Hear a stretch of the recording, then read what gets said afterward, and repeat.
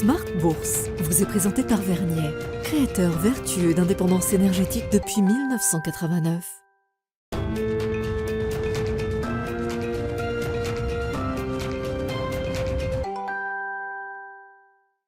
C'est reparti pour Smart Bourse, votre double dose quotidienne de marché en direct sur Bismart chaque jour à la mi-journée 12h30, 13h et en fin d'après-midi la grande édition pendant une heure à partir de 17h, rediffusée à 20h sur Bismart TV, émission que vous retrouvez chaque jour en replay sur bismart.fr et en podcast sur l'ensemble de vos plateformes. Au sommaire de cette édition ce soir, cette séquence clé pour les marchés qui va nous amener jusqu'en début ou milieu de semaine prochaine avec les réunions de banque centrale.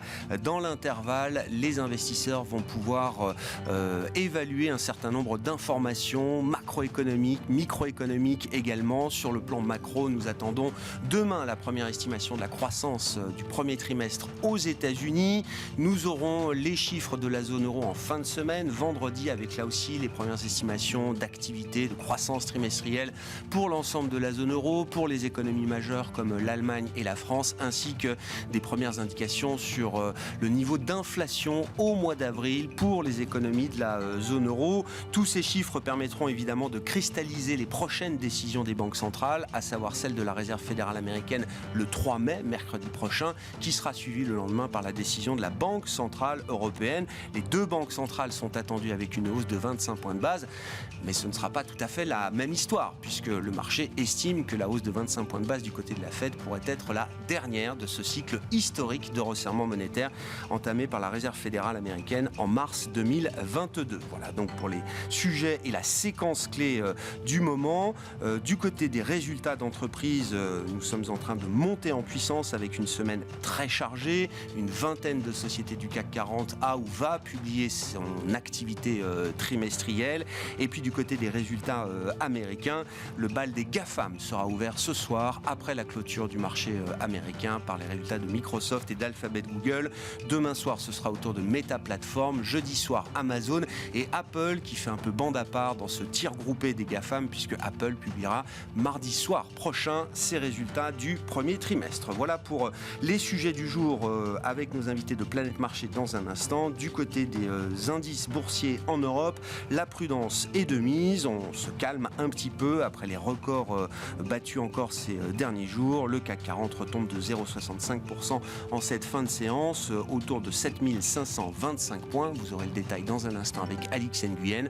Et puis dans le dernier quart d'heure de Smart Bourse, le quart d'heure thématique, nous parlerons du droit à l'erreur. Sur le plan de l'investissement, bien sûr, c'est Adil Amor, directeur général de Shelter Prince Gestion, qui sera avec nous en plateau à partir de 17h45 pour nous expliquer ce concept.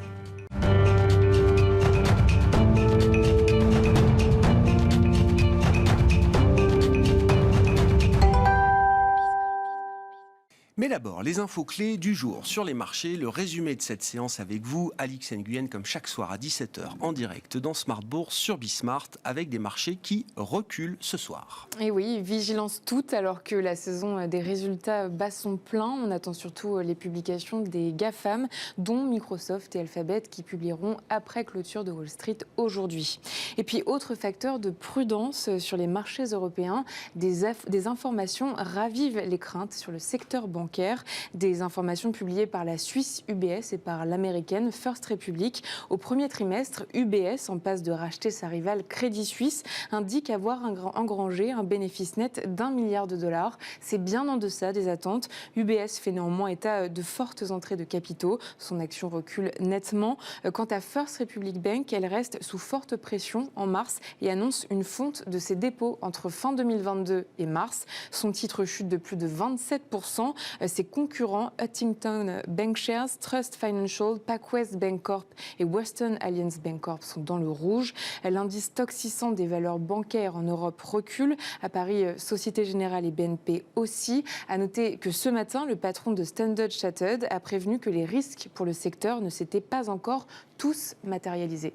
Du côté des groupes de consommation et de restauration rapide, en l'occurrence, nouveau record à l'ouverture des marchés américains tout à l'heure pour l'action McDonald's. Et oui, son chiffre d'affaires a augmenté de 12,6% sur un an. C'est bien au-dessus des estimations. Le PDG de la chaîne explique la hausse de ses ventes comme étant le fruit d'augmentation stratégique des prix des menus, mais aussi d'une demande soutenue.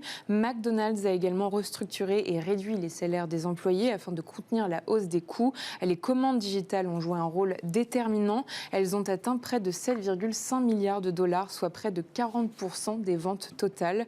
PepsiCo relève aussi ses prévisions de ventes et de bénéfices annuels après avoir dépassé les attentes du marché sur son chiffre d'affaires. Là aussi, la demande est soutenue malgré la hausse des prix. Et puis, le titre de General Motors chute. Le constructeur a pourtant relevé ses prévisions de bénéfices et de flux de trésorerie annuels.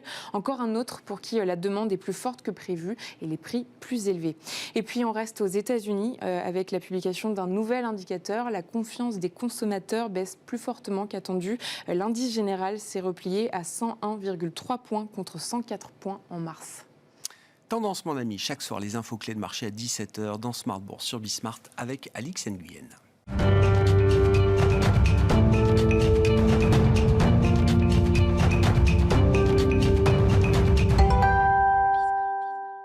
Trois invités avec nous chaque soir pour décrypter les mouvements de la planète marché. Frédéric Rollin est avec nous ce soir, conseiller en stratégie d'investissement chez Pictet Asset Management. Bonsoir Frédéric. Bonsoir. Merci d'être là. Merci à Hervé Gouletker d'être avec nous également. Bonsoir Hervé. Bonsoir Grégoire. Vous êtes conseiller économique d'Accuracy et Régis Béguet à nos côtés également en plateau. Bonsoir Régis. Bonsoir. Ravi de vous retrouver, directeur de la gestion action de Lazare Frères Gestion. Déluge d'informations microéconomiques, macroéconomiques, monétaires dans les prochains jours jusqu'aux réunions de Banque Centrale la semaine prochaine. Prenons peut-être le sujet sous l'angle micro avec vous pour commencer. Régis, on a une vingtaine de pourcents du S&P 500 qui a publié ses résultats, beaucoup moins pour l'instant en Europe, mais quelques groupes emblématiques ont pu apporter peut-être des messages un peu génériques sur la situation de leur industrie, de leur secteur, sur la conjoncture mondiale, sur le degré de résistance de la demande face aux stratégies prix qui sont menées par les entreprises et que tout le monde regarde de très près aujourd'hui. Est-ce qu'il y a déjà des grands messages qu'on peut retenir de cette première vague de publications, Régis? Oui, globalement, les premiers résultats sont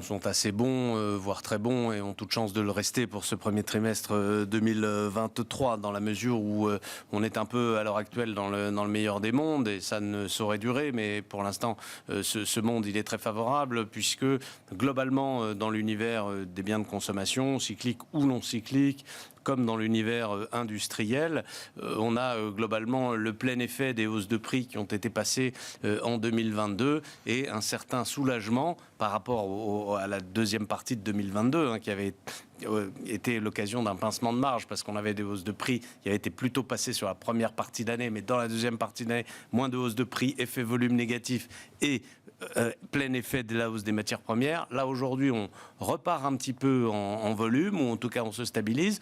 On a le plein effet des hausses de prix et, en revanche, on a un soulagement sur le côté matières premières. Tout ça fait un cocktail qui est quand même assez favorable, le tout dans une conjoncture qui est assez bonne globalement. On voit dans le domaine de la publicité, par exemple, on a eu quelques signaux déjà très très positifs. Dans le domaine des industriels, la publication d'ABB aujourd'hui, de Daimler, Trucks, donc les camions, aujourd'hui également. On a vu Volvo aussi, la semaine dernière.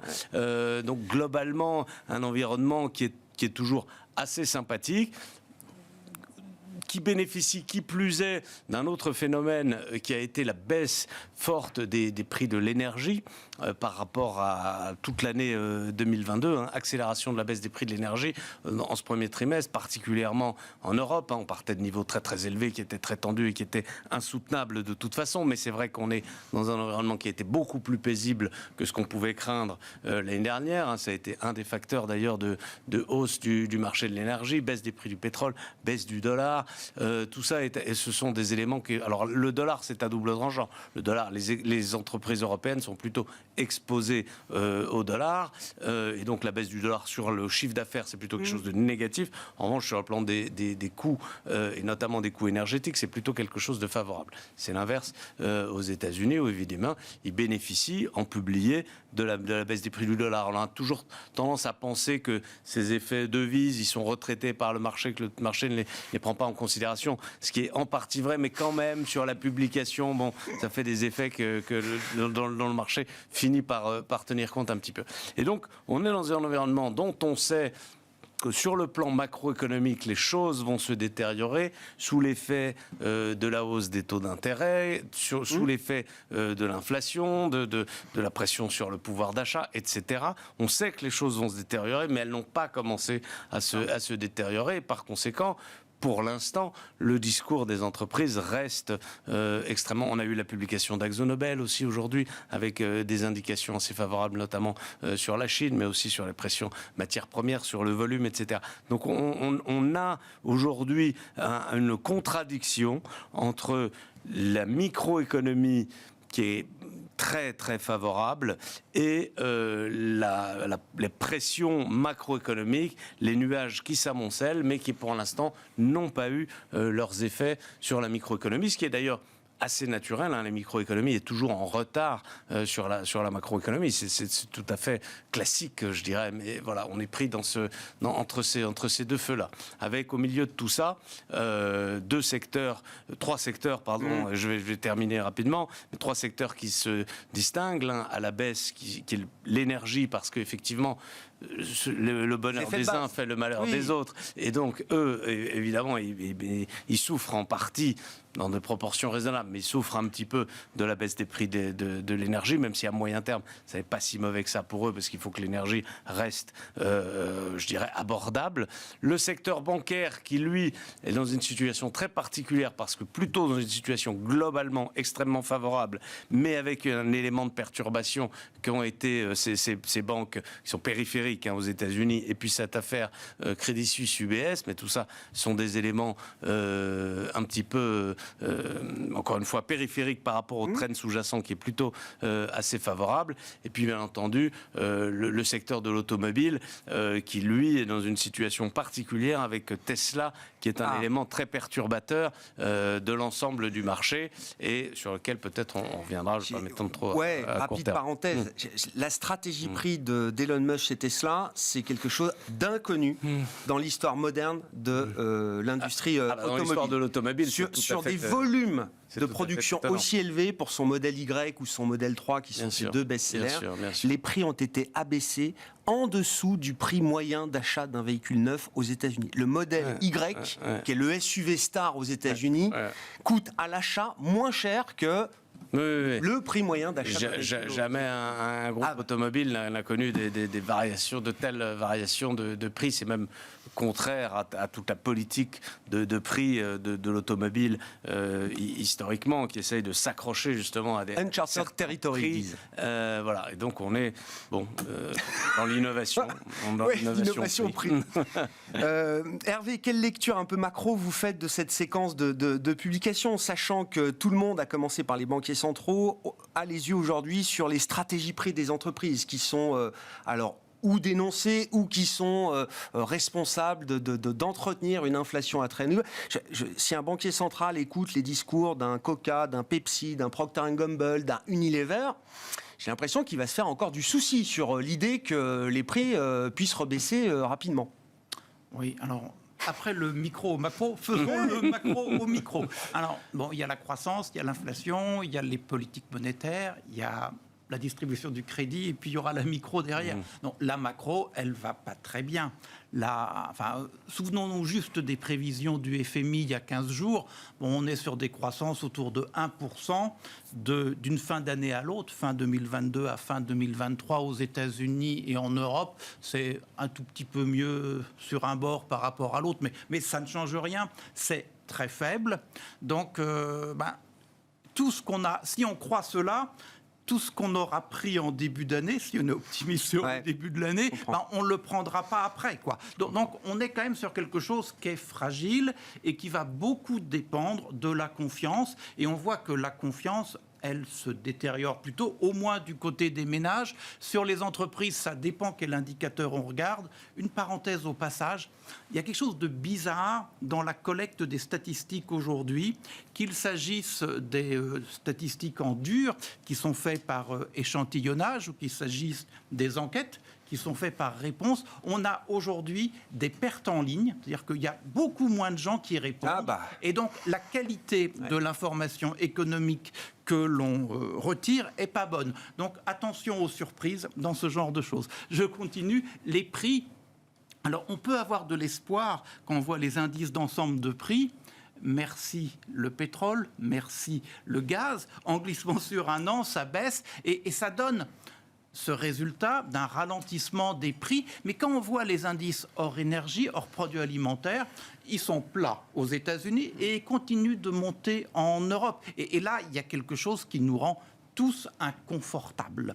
Après, les politiques monétaires, elles vont regarder les prix dans le contexte de l'économie. Et on voit que c'est un environnement qui est contradictoire. Elles mettront l'accent sur les prix d'abord. Donc on va avoir des hausses la semaine prochaine. L'inflation reste la préoccupation numéro 1, au moins pour la Banque Centrale Européenne. Alors, pour les deux banques centrales, et elles vont utiliser l'arme des taux d'intérêt pour gérer cela. Si on a un peu de chahut du côté du monde de la finance, marché ou banque, on gérera ça autrement, par la liquidité, par les achats de titres. Et je pense que cette dichotomie, on la comprend bien. Donc en fait, sur la hausse des taux, elle va se poursuivre. Et on peut dire que le marché a acheté plutôt l'hypothèse la plus gentille. Voilà. Donc après, il y a le crédit, donc les banques. Alors on a bien l'histoire d'UBS aujourd'hui, mais on voit bien que à chaque fois, c'est pareil. On a dit, bon, il s'est passé des choses de chaque côté de l'Atlantique, mais c'est du spécifique, c'est pas du général. Et à chaque fois qu'on a un nouveau pépin qui arrive, on se dit, mon Dieu, est-ce qu'on est dans le général ? On ne sait pas répondre, on espère qu'on est dans le spécifique. Ce qui est clair, c'est que d'une part, les conditions de crédit se durcissent, la demande de crédit baisse, et que quand les cours de bourse bancaire baissent, eh bien, c'est pas bon pour la politique de crédit des banques. Donc, en fait, attention au cercle vicieux là-dessus. Ça, c'est notre environnement et on voit qu'il n'est pas très bon. Alors, moi, je trouve que je ne suis pas un spécialiste des actions, mais quand je vois, prenons le cas américain, bon, glissement sur un an des earnings per share attendus pour le premier trimestre, -2. Quand on voit ce que les analystes nous disent des 3 prochains trimestres, c'est autour de 0. Ça remontera au mieux en fin d'année ou en début d'année prochaine. On a quand même un sacré moment, pas très facile à passer,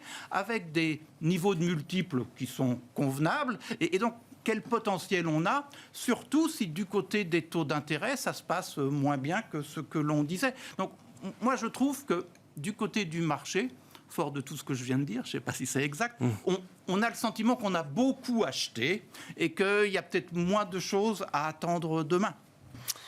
Frédéric, je rebondis. Est-ce qu'il y a un cas possible qui permettrait au marché action d'enjamber quelques trimestres de baisse des profits, de médiocrité de la croissance ? Alors moi, je dirais, on fait face quand même à une croissance médiocre, puis on dit, voilà, les entreprises ont capacité quand même à monter leurs prix. Mais quand on regarde l'inflation américaine, par exemple, c'est essentiellement des loyers.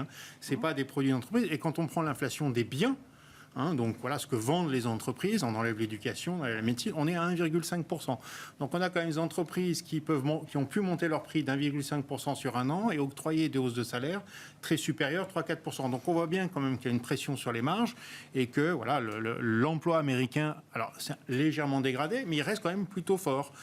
Donc, nous, on voit mal comment tout ça peut tenir. Et d'ailleurs, oui, on a quand même, malgré tout, comme le disait Hervé, une baisse des bénéfices sur une année. Et nous, voilà, on ne pense pas que ça va rebondir. Mais c'est pas -5, -10, quoi. C'est pas -5, -10. Et c'est peut-être un peu mieux que ce qui pouvait être pensé il y a 3 mois. Parce qu'au fond, voilà, on n'a pas eu de récession, notamment en Europe. On a eu un hiver doux. Puis aux États-Unis, ça s'est pas si mal passé que ça, finalement. Donc, voilà, ça passe. Mais attention, on a des indicateurs avancés qui sont particulièrement mauvais. On a une courbe qui est plus inversée que aucun de nous ne l'a jamais connu. vu. Une courbe inversée, ça indique pratiquement à chaque fois une récession. Les indicateurs avancés indiquent clairement une récession aux États-Unis. On a un crédit qui ralentit, des banques qui ont quelques soucis. Donc voilà, si on a 0% de croissance bénéficiaire d'ici sur les 3 ou 4 prochains trimestres, je trouve que c'est pas si mal.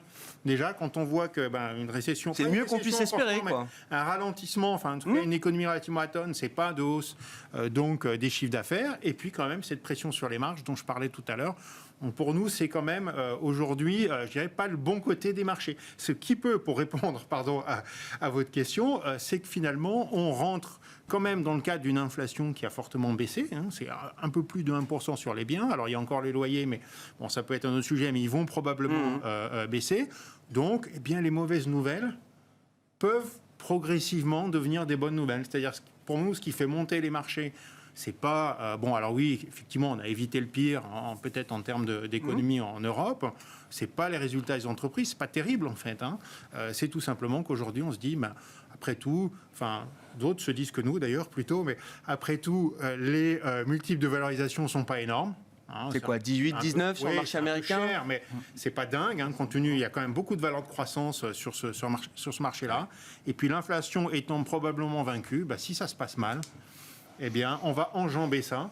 C'était votre question, parce que Jérôme Powell va évidemment nous aider. Voilà, la question qu'on peut se poser après, c'est attention quand même, Jérôme Powell, il donne pas l'impression de vouloir baisser ses taux. Il y a quand même encore une force sur les loyers qui est importante, une certaine inflation sur les services, des pertes de pouvoir d'achat du côté du consommateur. Donc peut-être qu'on va se retrouver un petit peu déçu de ce côté-là. Mais je crois que c'est pas l'économie aujourd'hui qui guide les marchés, c'est vraiment les nouvelles anticipations de la Banque centrale américaine. C'est intéressant parce qu'en matière de surprise économique, l'immobilier est un secteur qui pourvoit pas mal de surprises économiques positives. Ouais. Alors partant d'attentes très négatives, exactement, partant de prix qui baissent, certes, mais je regardais le Case-Shiller du mois de février, marque un arrêt de la baisse des prix immobiliers aux États-Unis pour la première fois depuis 8 ou 9 mois.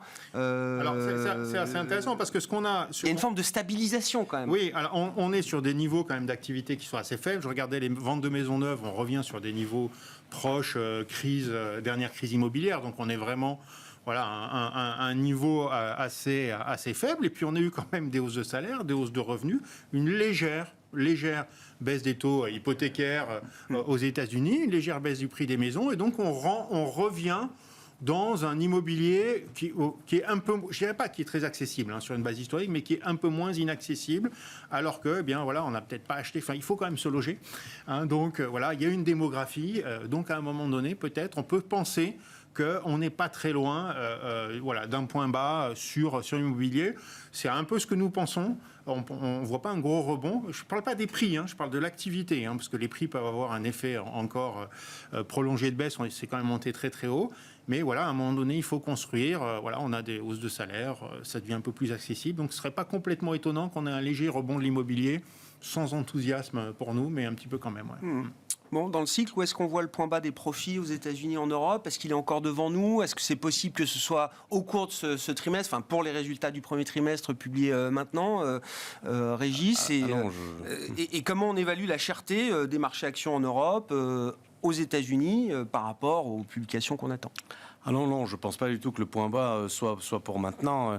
Des profits, je parle. Des profits, oui, parce que comme je le disais, on est plutôt dans une situation, il y a nombre de valeurs en Europe qui sont au plus haut des marges de leur histoire en ce premier trimestre 2023 et donc ne peut pas être appelé à un point bas à la fois en pourcentage de chiffre d'affaires et aussi en termes absolus. D'ailleurs, il y a beaucoup de titres, pas tous, mais un certain nombre de titres qui sont quand même à leur niveau le plus élevé historiquement, donc avec des multiples élevés sur des marges élevées. Alors, il y a un certain pan de la cote, en particulier, j'évoquais, dans l'automobile, dans certains secteurs de l'acier, etc., qui avaient paniqué pas mal au moment de l'été, qui se sont, de manière sans doute un peu excessive, qui se sont repris, mais pas beaucoup. Il y a quand même une poche de la cote qui, elle, anticipe déjà un fort ralentissement. Mais c'est pas sur l'automobile, c'est intéressant, toujours un secteur intéressant, mais quand on regarde les PE du secteur auto en Europe, le marché ne croit pas la soutenabilité des marges qui ont été marges, reconstituées dans le Alors Covid et qui ont même atteint des niveaux peut-être un peu anormaux ou hors normes. Alors, les multiples dans l'automobile, chez les constructeurs, ont toujours été, enfin depuis en tout cas des décennies, extrêmement bas, compte tenu de la volatilité extrême qu'on peut avoir comme résultat dans ce secteur, parce que quand vous retournez, typiquement, c'est un secteur qui passe d'un résultat positif à un résultat négatif. C'est pas votre résultat qui baisse de 10%, c'est que vous passez de plus 5 milliards à moins 5 milliards. Donc voilà, vous avez un secteur qui est volatile en termes de résultats, extrêmement volatile, et donc les multiples du marché sont incroyablement faibles, sauf effectivement Tesla qui est interprété comme étant un modèle complètement différent. Mais il est certain que nous ne sommes pas au point bas des profits, que le point bas des profits, il est devant nous. Maintenant, quand est-ce que le marché va avoir suffisamment anticipé ce point bas des profits pour qu'on puisse dire ça y est, on est reparti pour la hausse? Je pense qu'effectivement, c'est pas maintenant, puisque comme historiquement, le marché repart avant le point bas des profits.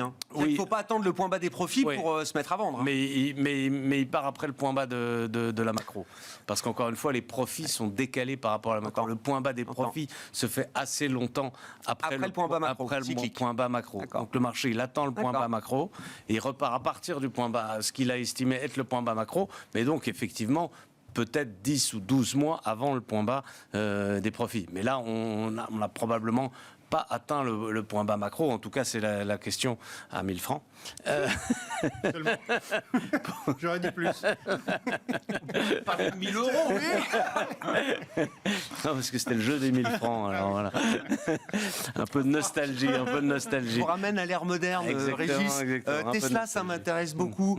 Qu'est-ce qu'Elon Musk, avec sa stratégie prix d'une agressivité sans commune mesure, qu'est-ce qu'il est en train de créer là pour les prochaines années pour le secteur automobile? Qu'est-ce que ça va générer comme conséquence pour le secteur automobile mondial? Il est en train de répondre déjà à deux autres questions à 1000 euros, si vous voulez, qui étaient: est-ce que Tesla, ça ressemble plus à Apple, ou est-ce que Tesla, ça ressemble plus à Hermès?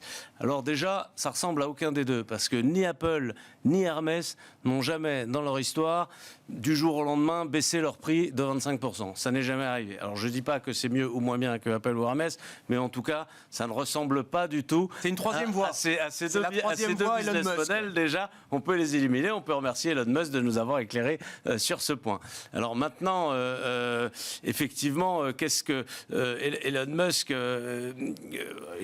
je dis rien sur Elon Musk, mais je veux dire, il y a une politique prix de Tesla qui est très très étonnante et très déconcertante par rapport à l'idée qu'on a d'un constructeur automobile, qui est d'avoir pour stratégie de verrouiller les prix de ces modèles les plus attractifs, afin de tirer l'ensemble de sa gamme vers le haut, jusqu'au moment où véritablement dans une crise majeure des volumes, il est obligé d'écouler ses volumes, et donc il est obligé de baisser ses prix, mais pas dans des proportions telles.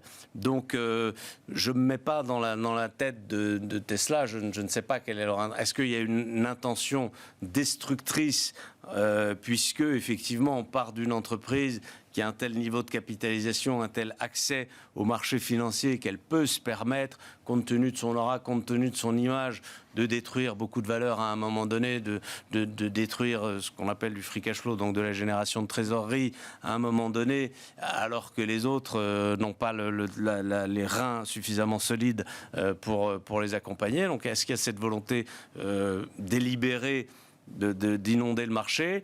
Est-ce qu'il y a une crainte vis-à-vis de la pression chinoise? Il est certain que dans le cadre de l'électrification du parc, les Chinois ont un avantage considérable, ou plutôt ils perdent le désavantage qu'avait en l'Europe en particulier, sur l'histoire du moteur thermique, le nombre de technologies qu'il y a dans un moteur thermique auxquelles les nouveaux entrants ne pouvaient pas avoir véritablement accès. Là, on est dans un marché qui est neuf, c'est très pratique pour les nouveaux entrants, en particulier pour les nouveaux entrants qui ont un gros avantage de coût. Donc, est-ce qu'il y a cette inquiétude-là de la part de Tesla, ou est-ce qu'il y a une véritable inquiétude en propre sur l'attractivité de ses propres modèles, en disant mes modèles ne sont plus suffisamment attractifs par rapport à la concurrence et je suis obligé pour faire de volume d'aller. Je vous laisse ces trois hypothèses et je ne vais pas y répondre. Un peu détroit peut-être, mais voilà, c'est en tout cas effectivement nouveau et perturbant pour l'ensemble du secteur. Vous parliez de l'accès de Tesla au marché de capitaux. 2020, il lève 2 fois 5 milliards comme ça.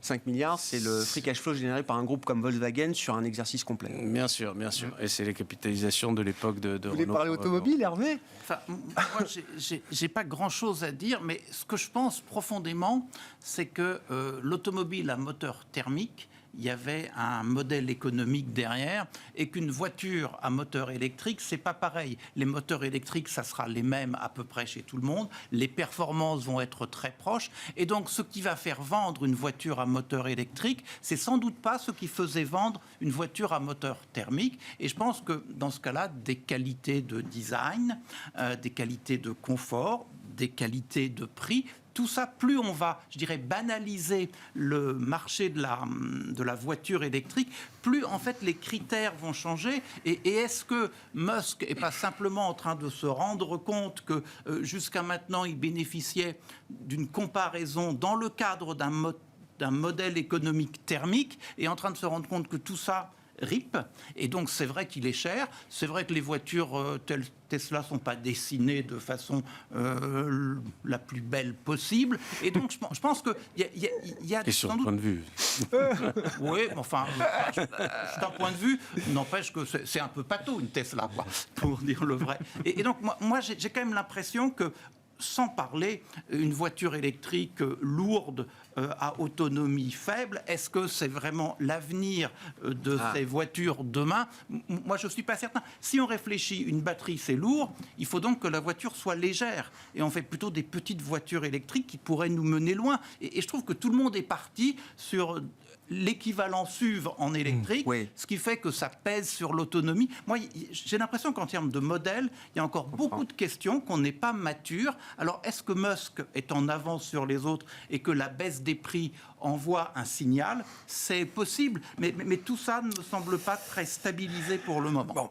La taille du véhicule, ça compte sur un marché comme les États-Unis, j'ai l'impression encore. Enfin, je veux dire, le Big is Beautiful. C'est moins gros qu'il y a quelques décennies. C'est déjà un peu moins gros, mais c'est vrai que le SUV Tesla, c'est quand même. C'est vrai que le rendement, le rendement d'un moteur électrique est extrêmement décroissant avec le poids, et c'est de ce point de vue-là, c'est différent d'un moteur thermique. Donc, si l'idée de l'électrification, c'est l'économie d'énergie, la grosse voiture électrique, c'est pas le modèle. BYD répond au problème. La citadine électrique BYD présentée au salon de Shanghai la semaine dernière, c'est 10 000 euros prix de départ, et c'est la taille d'une Clio. Et c'est 400 km d'autonomie comme les autres. Frédéric, sur le marché américain, un point qui a été soulevé là par les analystes d'une banque que je ne citerai pas, mais évidemment banque majeure de Wall Street, c'est le thème de l'IA générative. Génère la moitié de la performance du S&P 500 et du Nasdaq depuis le début de l'année. La concentration sur quelques grandes valeurs, Microsoft par exemple qui publiera ce soir, Alphabet, Google, Nvidia qui a dû prendre 80% depuis le début de l'année, je crois qu'il y a Salesforce aussi dans le groupe. Ce groupe de valeurs qui a été boosté par l'effet d'intérêt démultiplié autour du GPT, comme on dit, explique plus de la moitié de la performance du marché américain. Et si on rajoute un peu de la rotation défensive qui a poussé quelques poids lourds, de la santé par exemple également, on explique la totalité de la hausse du marché américain, ce qui en fait la hausse peut-être la plus étroite, selon les analyses de JP Morgan en l'occurrence, depuis 1990. Ouais, c'est une hausse qui est très très concentrée. On parlait du cycle économique qui cafouille. Les baisses bénéficiaires, c'est essentiellement quand même surtout l'aspect cyclique. Il y a quand même, sur ces valeurs-là, un aspect baisse de taux. Souvenons-nous, 2022, c'était le krach obligataire. 2023, les taux rebaissent un peu. Donc ça, c'est quand même favorable aux valeurs de croissance. Et puis, ce boost ChatGPT, oui. Effectivement, nous, ça nous paraît particulièrement intéressant, surtout pour les grandes valeurs. Finalement, pourquoi ? Parce que c'est un jeu de grands joueurs. Microsoft vient de mettre 10 milliards sur la table. C'est pas tout le monde qui peut se l'offrir. Meta, ils investissent autour de 35 milliards de dollars par an sur différents projets de recherche, dont évidemment essentiellement l'intelligence artificielle. Donc c'est seulement les gros joueurs qui vont pouvoir le faire. Et puis en plus, il faut pouvoir le monétiser. C'est-à-dire qu'une fois, bon, évidemment, on va beaucoup s'aider chacun dans nos travaux. Peut-être vous avez commencé. Moi, j'utilise ChatGPT, Perplexity AI. Je ne sais pas si vous connaissez. Voilà, c'est très intéressant parce qu'en plus, il nous donne les articles de référence. Mais ça, bon, il y a déjà une valeur d'usage. Il y a une valeur d'usage aujourd'hui, sans aucun doute. Ah ben oui, ça marche très très bien. Ça marche très très bien. Mais voilà, pour le monétiser, eh bien, il faut quand même être capable de vendre sur Internet. Et donc ça, c'est Amazon, c'est Google, c'est tous les gros joueurs. Et puis en plus, voilà, c'est souvent des gros sur le cloud. Hein, donc évidemment, beaucoup de données stockées. Donc tout ça booste effectivement les grosses valeurs. Nous, ça nous paraît assez justifié.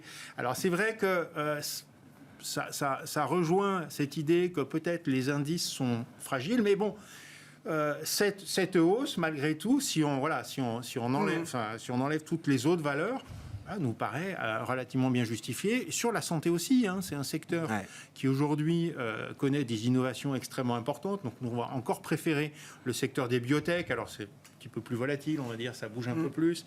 Il vaut mieux être très très diversifié, mais il y a des nouveaux traitements qui sont trouvés. Moderna, bon, il y a quelques temps, on le sait, a eu une standing ovation, un dernier colloque de la santé pour avoir eu 100% de succès sur un cancer un peu tenace du côlon. Il y a énormément de traitements qui sont en cours. Donc non seulement c'est défensif, bon, la population vieillit, il y a l'accès à la santé dans les émergents, mais en plus il y a une vague d'innovation. Donc je pense il y a un vrai regain de conviction sur la santé là, parce que c'est vrai qu'on a vu les valeurs un peu pharma traditionnelles reprendre le dessus. La question étant de savoir, est-ce que c'est une position d'attente des investisseurs sur un secteur défensif parce qu'on ne sait pas trop où on va, ou est-ce qu'il y a une vraie conviction derrière qui peut se développer? Je pense qu'il y a trois choses. Hein. Il y a d'une part que c'est des valeurs de croissance, donc on a un environnement obligataire qui est plus porteur. D'autre part, quand même, il y a cette innovation. Alors l'innovation, on ne la découvre pas depuis le début de l'année, mais on voit quand même qu'il y a une tendance générale à l'accélération de l'innovation, donc ça c'est porteur. Je pense que si on prend un mouvement, je dirais, plus récent, effectivement, on ne sait plus trop quoi acheter, hein, en fait. Voilà, les taux baissent, la Fed va peut-être faire quelque chose, on veut avoir des actions au portefeuille, on n'a pas très envie d'avoir du cyclique, on va sur du défensif ou de la croissance séculaire. Je trouve que nous, c'est un mouvement qui est aussi en partie tactique, il faut le reconnaître, mais qui est quand même soutenu à moyen terme par des fondamentaux intéressants. C'est bonne question. De quelle manière, quelqu'un qui ne serait pas exposé aux risques actions aujourd'hui, de quelle manière vous lui conseilleriez de s'exposer au marché actions? Par quel secteur, par quel style, par quel marché? D'abord, il n'y a pas une nécessité absolue d'être exposé au marché actions tout le temps. Nous dit le directeur de la gestion actions de la gestion, alors celle-là.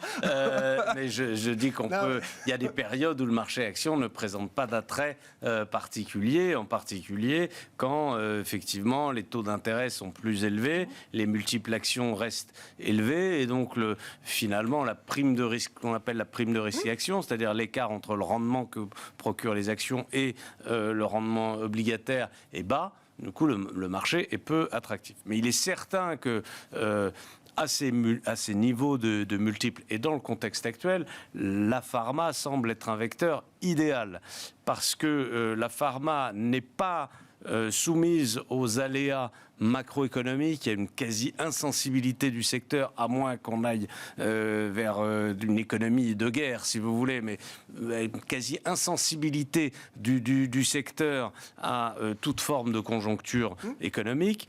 Et les multiples du secteur sont assez bas, ce qui la protège assez bien du risque de compression de multiples liés à la hausse des taux d'intérêt, justement. C'est un secteur qui est assez peu sensible à l'inflation. Ils n'ont pas de problème de pricing? Il y a toujours un problème de pricing. Ça fait toujours l'objet de négociations avec les gouvernements, mais en général, les contrats sont assez bien corrélés à l'inflation, pas toujours. Mais de toute façon, comme on est dans un secteur dont les marges sont structurellement très élevées, l'impact inflation est faible en pourcentage du résultat. Donc c'est un secteur qui est assez bien protégé et comme cela vient d'être dit, c'est un secteur qui est en en pleine innovation de tous côtés. On parle de l'intelligence artificielle, on parle de Et plus que d'habitude, il y a une nouvelle vague d'innovation. La santé, les Depuis, biotech, ça fait 10 ans qu'on en parle quand même. Non, il y a eu une décennie très creuse entre 2000 et 2010 où les grands groupes ont tenté de vivre sur leurs acquis, de prolonger des brevets, etc.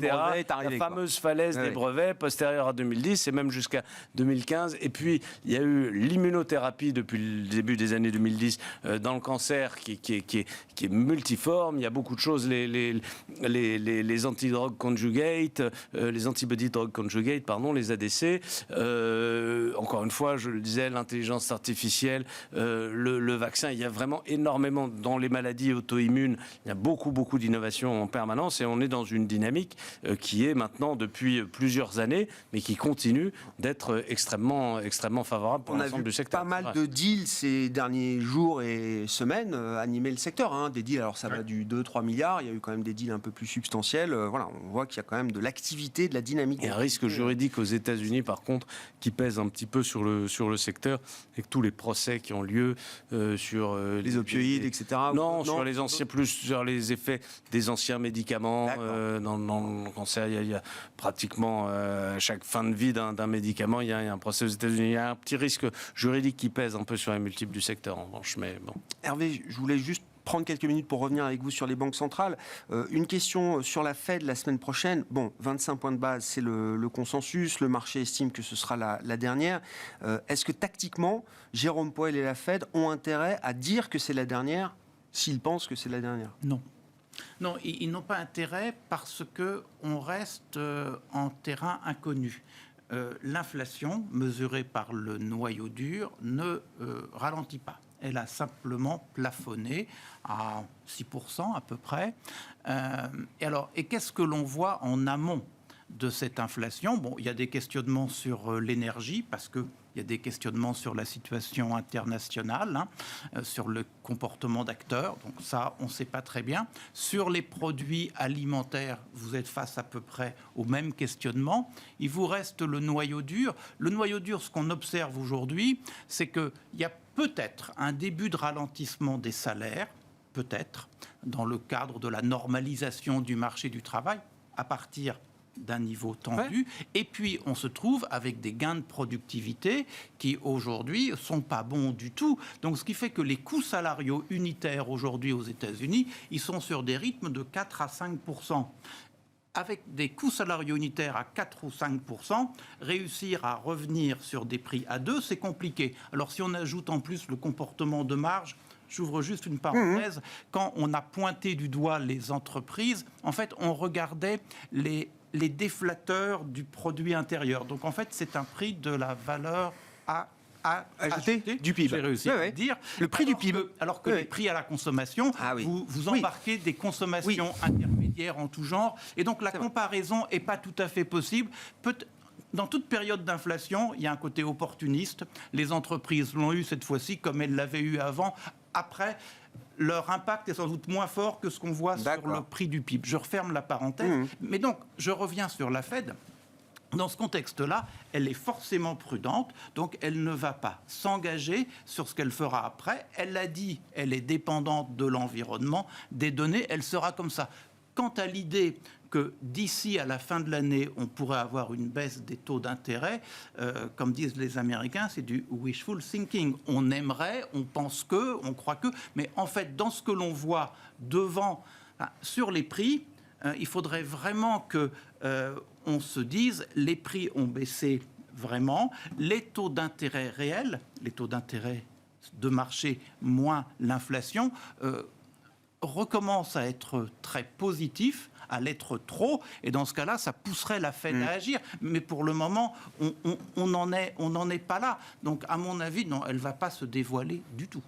D'accord avec ça, Frédéric, chez Pictet, ce sera la dernière hausse de taux, mais on le saura qu'après? Moi, je pense qu'effectivement, dernière hausse de taux, puis bon, là, ça n'a pas été tellement contredit jusque-là qu'ils allaient monter, donc probablement ils vont le faire. Est-ce qu'ils vont dire que c'est la dernière? En général, ils ne sont pas jamais aussi clairs, hein, évidemment. Bon, ils veulent, ils veulent se laisser des marges de manœuvre. Nous, ce qu'on aimerait, déjà avoir le point de vue de Jérôme Powell de ses gouverneurs sur la crise bancaire. Voilà, on va voir un petit peu ce qu'il nous dit sur les perspectives d'évolution du crédit. Il y aura des enquêtes de crédit juste avant pour la Fed et la BCE. Donc ça va être important. Mais je crois que pour nous, une des questions aujourd'hui qui se pose, c'est effectivement les composantes de l'inflation. Donc voilà, la plupart des services sont quand même en train de se stabiliser, baissent pas assez vite, mais c'est sur les loyers. Donc qu'est-ce qu'ils pensent aujourd'hui de cette inflation qui persiste là-dessus? Est-ce que, comme beaucoup d'acteurs de marché, dont nous, il a le sentiment que, après tout, ça va suivre le marché immobilier. Le marché immobilier n'a pas été très bon cette dernière année, donc voilà, ça va se faire. Ou est-ce qu'il va vouloir vraiment attendre des preuves? Donc ça, je pense que ça va. Voilà, est-ce qu'il va nous dire qu'il anticipe déjà, ou est-ce qu'il va nous dire qu'il veut des données dures avant de modifier sa politique monétaire? Je pense que c'est probablement ça qui sera regardé. Pour conclure, qu'est-ce qui guide la logique d'investissement aujourd'hui? C'est nous, toujours prudent, valeur de croissance. Prudent sur tout ce qui est cyclique, donc peut-être un peu plus sur l'Europe qu'aux États-Unis. Donc on reste sur les valeurs de croissance, même s'ils ont bien progressé. On croit que l'inflation baisse, les taux vont être relativement stables. On va chercher de la croissance bénéficiaire et on en trouvera là. Et on n'en a pas beaucoup parlé, mais nous, rebond fort, économique fort du côté chinois sur des valorisations Pourquoi faibles. Le marché n'achète pas? Le marché n'achète pas parce que ça fait pas bonne impression d'encercler Taïwan, ça fait pas bonne impression d'avoir cette espèce de dispute, un peu plus qu'une dispute, je dirais, technologique entre la Chine et l'Occident. Nous, on ne pense pas qu'il va y avoir un rideau de fer entre les deux régions. Et donc, sur des primes de risque quand même qui sont très élevées, les actions chinoises sont déjà en général pas chères, mais là, elles sont encore moins chères. Et là, cette fois-ci, des révisions à la hausse des bénéfices qui sont assez importantes aujourd'hui en Chine, compte tenu de la confirmation du rebond. Mais à la fin, pour nous, c'est quand même les bénéfices qui l'emportent sur je dirais, le sentiment. Donc, il y a un moment, il y a un wake-up call à attendre quand même sur le marché action. Je pense que les investisseurs attendaient que le fait que le consommateur chinois revienne vraiment, et là, 10% quand même de croissance, pas loin, annualisé, plus de 30% de croissance de la consommation depuis le début de l'année, c'est quand même pas mal. Et puis, il y avait des craintes sur l'immobilier, on se disait, l'immobilier est complètement foutu, il a pris un choc trop grand, on se souvient en 2008, combien de temps ça a duré. Là, ça a l'air de rebondir quand même de ce côté-là aussi. Donc finalement, il y a deux doutes qui sont levés sur l'économie chinoise. Un petit peu, quelques déclarations un petit peu... C'est pas... un petit peu moins émotionnel pourrait éventuellement aider. Non, mais on sait bien que l'affrontement, il est là et il va durer, mais est-ce qu'il va s'aggraver au point que le raisonnement économique va disparaître? Ça, aujourd'hui, on n'y croit pas. Merci beaucoup, messieurs. On s'arrêtera là pour ce soir. Merci d'avoir été les invités de Planète Marché. Frédéric Rollin, Pictet Asset Management, Hervé Gouletker, Accuracy et Régis Béguet, Lazare Frères Gestion.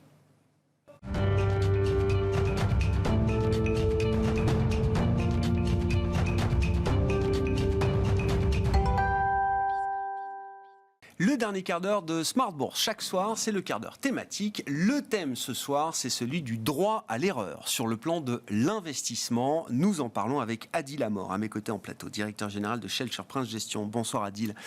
Merci beaucoup d'être avec nous. C'est effectivement le thème qui vous intéresse, cette idée du droit à l'erreur et même d'un retour du droit à l'erreur dans les marchés qu'on connaît aujourd'hui, dans un contexte macroéconomique, monétaire, géopolitique qui atteint un niveau d'incertitude sans doute extraordinaire. Malgré tout, il y a cette carte du droit à l'erreur qui avait complètement disparu du jeu des marchés pendant toute la période QI, infini, Banque centrale, etc. et qui revient sur le devant de la scène. Il faut expliquer ce que c'est que ce concept du droit à l'erreur, comment ça se matérialise, notamment dans des marchés de crédit dont vous êtes spécialiste, et qu'est-ce que ça veut dire pour l'investisseur. Non, bien sûr. Bonsoir Grégoire. Alors effectivement, aujourd'hui, vous l'avez dit, on est dans un contexte empreint d'incertitude, géopolitique, monétaire, économique, croissance, inflation, bref, on connaît tout cela et on en parle à longueur de journée. Le sujet aujourd'hui, c'est qu'on considère chez Shell Surprince Gestion qu'il est quand même assez délicat, à horizon 3 mois, 6 mois, d'avoir des prévisions sur les marchés avec un niveau de confort suffisant, c'est-à-dire avec une probabilité supérieure à 50% en termes de target, etc., sur les différents actifs. Donc, le positionnement que l'on prend et le prisme que l'on prend, c'est de dire il faut qu'on s'autorise quand même un droit à l'erreur. Donc, se tromper. Ça veut dire quoi concrètement? C'est simplement, imaginons que finalement notre scénario ne se réalise pas. Par exemple, la Fed, qu'on passe à 50 BP ou 75 au lieu de 25. Bon, normalement, ça ne devrait pas arriver, mais on ne sait jamais. Et on a vu beaucoup quand même de surprises arriver depuis le début de l'année. Eh bien, mon investissement sur les marchés actions ou crédits ou ce qu'on veut, in fine, je voudrais bien qu'il ne touche pas mon capital, c'est-à-dire mon investissement initial. Et donc ce concept, il faut c'est pouvoir supporter ces surprises, effectivement, et ces événements surprises qui se sont multipliés depuis 3 ans. Exactement. Et la grande nouveauté, et vous l'avez dit Grégoire aussi, c'est qu'on a complètement changé de paradigme. Donc je vais illustrer simplement via le marché du crédit. On est passé d'un monde avec une injection de liquidité massive, des taux négatifs ou, au meilleur des cas, nuls dans les différentes zones géographiques. Aujourd'hui, les taux sont positifs. Pendant un petit bout de temps, ça c'est, on va dire, un consensus de marché qui fait foi, et au moins ça on peut le dire. Et l'inflation, la cible des 2%, on y restera à minima, voilà, même plus, comme on constate aujourd'hui. Dans ce contexte, les taux ont monté. Alors sur le marché obligataire, qu'est-ce que ça veut dire? Il y a 2 volets. Le premier, c'est que les rendements sont positifs. Voilà, du 4% à 5%, aujourd'hui, ça ne choque strictement personne. Voilà. Ce qui évidemment n'était pas le cas durant les dernières années, notamment dans la période pré-Covid. Quand on a ce rendement obligataire, de façon assez simple, une obligation donnée à horizon 5 ans, donc une maturité de 5 ans, avec un rendement de 5%, mécaniquement, sur un an, on a le droit de se tromper sur l'évolution de la prime de risque de l'émetteur en question jusqu'à 1,25%. C'est-à-dire, si on passe de 5% sur le rendement à 6,25%, eh bien, on ne perd strictement aucun euro. Ça, c'est le fameux pas de perte en capital. Pas de perte en capital. De 5 à 6,25% de rendement. On rappelle, ça veut dire que baisse de la valeur du papier obligataire, mais c'est pas une baisse qui entame le capital par rapport au rendement, à la compensation qu'on a en termes de rendement. C'est exactement cela. Et mécaniquement, ce qu'on dit, c'est que évidemment, on doit continuer à faire des anticipations de marché. C'est notre métier. C'est ce qui nous anime naturellement. Maintenant, si on fait une anticipation et qu'in fine, un émetteur donné, sa prime de risque crédit augmente de 50 points de base, on continue à rémunérer l'épargne et finalement, on a réussi à amortir finalement un scénario qui est adverse par rapport au nôtre, tout en maintenant finalement un niveau de valorisation intéressant. Voilà. Droit à l'erreur, vous l'avez parfaitement bien illustré, Adil, ça ne veut pas dire droit de faire n'importe quoi. Il y a des limites au droit à l'erreur. Jusqu'à 1,25% de rendement supplémentaire, je peux conserver mon capital sur une obligation 5% sur 5 ans. Tout à fait. Qu'est-ce que ça veut dire en matière d'investissement et comment ça va se traduire pour un investisseur dans le marché de crédit aujourd'hui? Est-ce que ça veut dire que toutes les opportunités sont bonnes à saisir? Comment on sélectionne justement en intégrant cette idée d'un droit à l'erreur, d'un matelas de confort qu'on peut avoir aujourd'hui sur ce marché de crédit? Alors effectivement, ça c'est un point qui est fondamental. Tout n'est pas acheté au niveau du marché d'aujourd'hui. Voilà, ça c'est évident. Par contre, il faut vraiment avoir cette petite musique en tête sur le marché obligataire. Il y a du rendement et on a le droit de se tromper un petit peu. Pas trop, mais un petit peu. Ça c'est fondamental. Par contre, il y a, on va dire sur le volet maintenant un peu plus spécifique, et on l'a dit, la macro, c'est extrêmement intéressant, mais les liquidités ne sont plus aussi abondantes, donc elles drivent moins les évolutions, on va dire, tendancielles au niveau des marchés. L'analyse des émetteurs, la sélection des titres et des structures de financement est fondamentale. Je vais illustrer simplement. On veut financer une entreprise, par exemple, industrielle. En exemple, par exemple, Peugeot, ça, imaginons. Si on finance Peugeot, qui a un bilan avec des liquidités qui sont, on va dire, omniprésentes, qui arrive finalement à transformer aussi le fameux EBITDA en liquidité palpable, pas juste un artifice comptable, et en même temps, si par hasard, il y a des actifs qui sont tangibles, même si je finance PSA, et que finalement, je me trompe un petit peu, j'ai quelque chose à récupérer pour recouvrir mon investissement. Et si je vais encore plus loin, dans certains financements, on peut même demander des sûretés, des actifs finalement qui viennent gager le prêt que j'octroie finalement à une entreprise. Exactement que ce qui se passe sur le secteur bancaire. Voilà. On transforme finalement le métier de banquier via les marchés de capitaux, mais la logique est la même. Voilà. Ça, c'est un élément qui est assez factuel. Donc le rendement, pour résumer, voilà, il est là, il nous protège en cas de soubresaut, on va dire contenu quand même au niveau des marchés, et sur le risque potentiel de défaillance d'un émetteur, pour faire une bonne sélectivité dans ce que l'on veut acheter ou pas, là, c'est de l'analyse au cas par cas, structure bilancielle, qu'est-ce qu'on a concrètement, est-ce que c'est du tangible ou pas, et bien sûr, si on peut avoir des sûretés pour se sécuriser, là, on a le Graal. Voilà. Quelle est la translation de ce droit à l'erreur? Alors, parfaitement clair sur le plan des marchés de crédit, sur les marchés actions. Ce droit à l'erreur, il existe aussi pour les investisseurs actions. Effectivement, et en tout cas, nous, c'est vraiment notre leitmotiv. On pense qu'on est dans un environnement où, pour nos investisseurs, on doit chercher des supports et des stratégies d'investissement qui embarquent un droit à l'erreur. Donc sur le marché du crédit, on va dire c'est l'illustration qui est naturelle. Ouais. Sur le marché action, on translate le même raisonnement. Comment ? Déjà, le premier point, c'est que aujourd'hui, je pense qu'il est quand même assez difficile de parler de style à plébisciter l'un versus l'autre. Les fameux styles de croissance, très bien, qui ont été poussés par la baisse des taux, par la liquidité extrêmement accommodante et tout ce que l'on connaît évidemment des cycles d'accommodation monétaire des banques centrales, versus la value, voilà, des valeurs qui ne sont pas trop chères, en espérant avoir une recovery qui est intéressante. Aujourd'hui, en termes de style, le monde a changé, il faut être assez agnostique. Ça, c'est un point qui est assez important. Maintenant, concrètement, je vais l'illustrer assez simplement. Je vais donner un exemple sur, par exemple, le secteur du luxe. Voilà, secteur du luxe. Des entreprises comme LVMH ou comme L'Oréal, certes, les valorisations sont extrêmement élevées. Ça, c'est ce que l'on entend tous les jours, et c'est vrai, en termes de multiples de ratio cours sur bénéfices, etc. Mais, in fine, ce que l'on constate, on va dire, dans l'environnement économique dans lequel on se trouve aujourd'hui, c'est-à-dire une croissance qui est molle, voire négative légèrement en termes réels, même si en termes nominaux, ça va augmenter avec l'inflation, il ne faut pas l'oublier. Voilà, ça c'est un point qui est important. Oui, mais bien sûr. De l'inflation. On le voit dans les résultats et les chiffres d'affaires des entreprises, en valeur. Exactement. Et ça, c'est un point qui est assez crucial. Donc, croissance molle, inflation qui est installée, des entreprises du luxe réussissent à impacter finalement la hausse des coûts sur leurs marges, sur les prix finaux. Et dans des périodes de stress de marché, elles baissent mais pas trop. Et depuis le début de l'année, on a des performances qui sont à 2 chiffres, avec une volatilité qui est contenue. Le droit à l'erreur, concrètement ici, il signifie quoi ? Même si on se trompe, en évitant le scénario Armageddon, ça c'est évident, la baisse sera contenue. Par contre, si on a raison, on continuera à monter et à accompagner finalement une croissance qui est très positive. Il y a un truc asymétrique là, dans ces valeurs-là du luxe aujourd'hui par exemple. Parce qu'on pense qu'on est dans un environnement de croissance plutôt molle, avec de l'inflation, et c'est des entreprises qui ont démontré, via les derniers résultats, les dernières publications, et depuis un certain nombre de trimestres maintenant, qu'elles tiennent et qu'elles délivrent. Ça, c'est fondamental.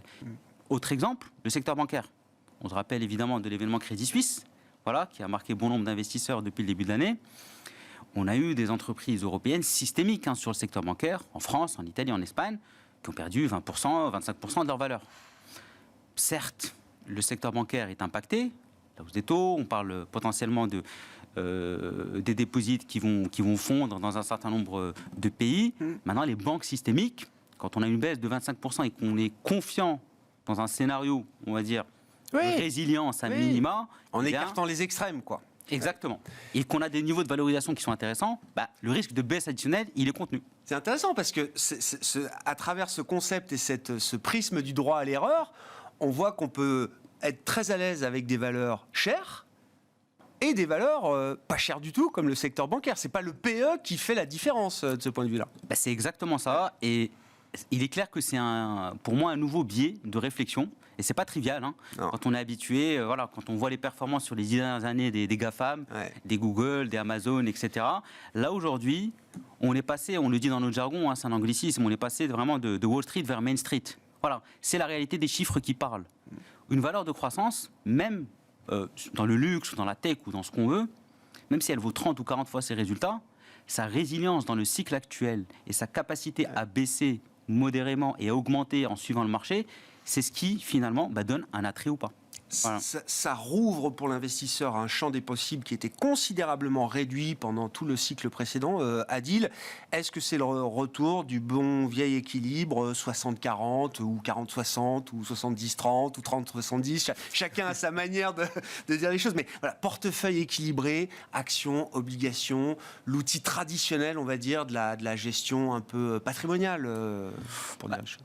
Ce qui est évident pour moi, c'est qu'aujourd'hui, finalement, le portefeuille équilibré obligations-actions, le portefeuille classique usuel de l'investisseur patrimonial, il retrouve de la valeur. Et ça, c'est depuis que les taux ont monté. Ça, c'est évident. Donc, en termes d'allocation, si on prend un tout petit peu de hauteur, sur le volet, on va dire top-down, c'est-à-dire en allant par le haut vers le bas, avoir un peu d'obligations, 60, 50 ou 70, après tout est une question de cuisine mathématique, si je puis dire, et 30, 40 ou 50% d'actions, ça a du sens aujourd'hui en termes d'allocation. Ça, c'est fondamental parce que on a du rendement qui est embarqué. Voilà, structurellement, et ça nous protège. Maintenant, au niveau de chaque poche, la poche obligataire, il faut bien choisir ses émetteurs. Voilà. Est-ce qu'on va sur, par exemple, tout ce qui est consommation discrétionnaire, tout ce qui est lié aux loisirs, au secteur auto? Est-ce qu'on va plutôt financer des bancaires? Là, il faut aller au cas par cas. Et un point qui est extrêmement important, il faut être très attentif sur les murs de refinancement. Ouais. Les murs de refinancement, c'est quoi ? Si on finance une entreprise à horizon 2024, très bien, et qu'il y a un mur de dette de 3 milliards en 2024, personnellement, je trouve ça un tout petit peu dommage. Ouais. Rallonger un petit peu, pour éviter ce qu'on appelle, les murs de la dette, on en a aux États-Unis et on en a aussi pour toutes les entreprises. Ça, c'est quelque chose d'extrêmement important. Et sur le volet action, le droit à l'erreur aussi d'un point de vue construction et allocation de portefeuille, c'est un côté agnostique. La cherté, ce n'est pas le leitmotiv unique. Mixer un petit peu les styles et s'autoriser, encore une fois, un scénario qui n'est pas celui qu'on avait anticipé, tout simplement. Merci beaucoup Adil, merci pour ces explications et cet éclairage à travers ce concept de droit à l'erreur, le retour des rendements, notamment sur les marchés obligataires, les marchés de crédit, permet de réouvrir le champ des possibles pour les investisseurs. Adil Amor, directeur général de Shelter Prince Gestion, qui est avec nous, l'invité du quart d'heure thématique de Smart Bourse ce soir. Voilà pour cette édition, on se retrouve demain à 12h30 en direct sur Bismart.